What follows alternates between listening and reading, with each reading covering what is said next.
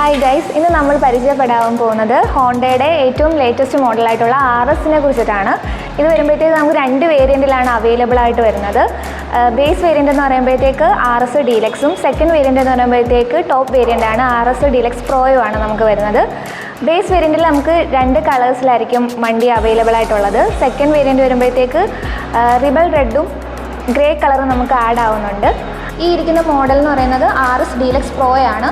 ഇത് വരുമ്പോൾ full option വെഹിക്കിളാണ് വരുന്നത്. കളർ വരുമ്പോഴത്തേക്ക് ബ്ലാക്ക് വിത്ത് യെല്ലോ ഷെയ്ഡിലായിരിക്കും നമുക്ക് കളർ കിട്ടുന്നത്. ബേസ് വരുമ്പോഴത്തേക്ക് നമുക്ക് 243 ഓൺ റോഡ് വരുന്നത്.